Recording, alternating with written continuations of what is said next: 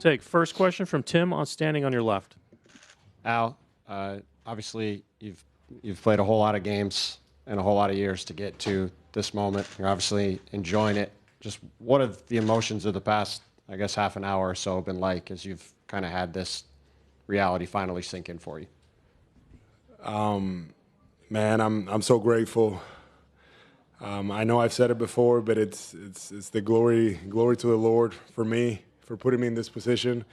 It's been a lot of years. I don't think it's sunk in yet. I'm going through the motions right now, but I don't feel like it's over. This is an unbelievable feeling.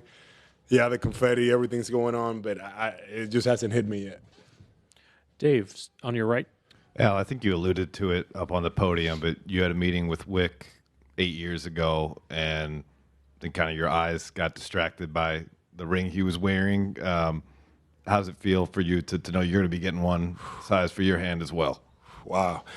It was crazy because during free agency meetings in 2016, my agent and I, Jason Glushan, we were both sitting in the meeting, and we just kept looking at this enormous ring in Wick's hand, and we were just kind of, and we both after the meeting were like, did you notice that? Like it was just, that was the attention, and it's like, man, I never forget what Danny Ainge told me in that meeting. He said, you can win championships in many places, but there's nothing like winning in Boston and nothing like winning as a Celtic.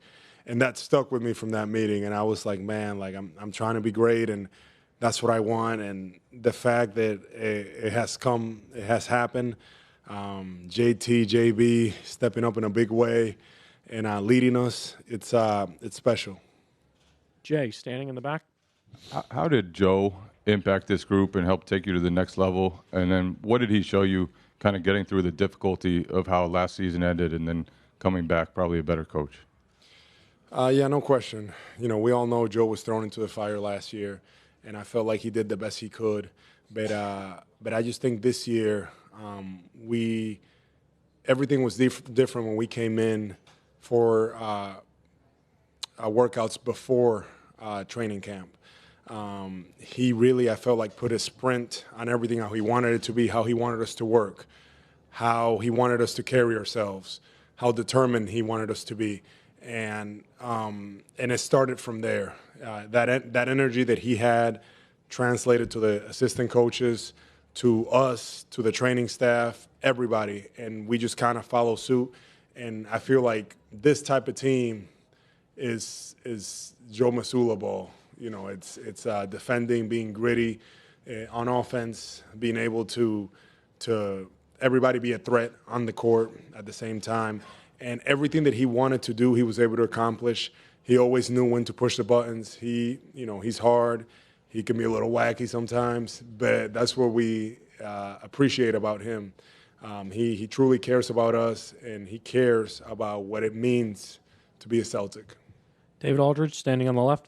Al, as a veteran who has been through a lot of wars over a lot of years, I just wonder what it's like for you to be in this city with all of the history of this franchise and the pressure that's on guys to hang one of those banners, and how you think you guys pushed through that this year.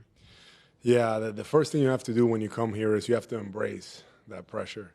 And I was okay with being in that position. I was okay if we were getting criticized and we weren't getting it done, because I understood what it means playing here. And to your point, finally overcoming that and winning and putting ourselves, with the greats, this is special.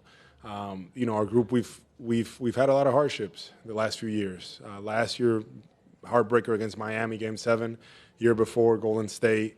It's been building up, but this team has been resilient, and we've continued to work. I'm so proud of Jalen. I'm so proud of Jason. Those two guys continue to take a step forward.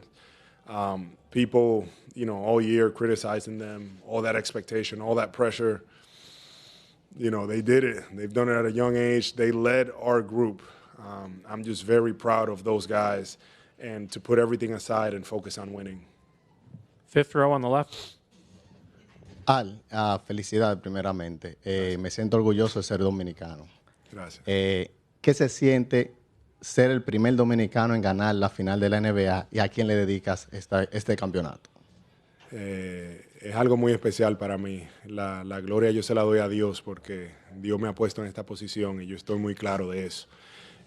Y esto es para mi familia, ese apoyo que ha estado conmigo siempre y también para el pueblo dominicano, porque yo entiendo que yo tengo mucha gente allá que me quiere, que me sigue, que ha estado siempre conmigo y me siento muy orgulloso de representar a todos los dominicanos.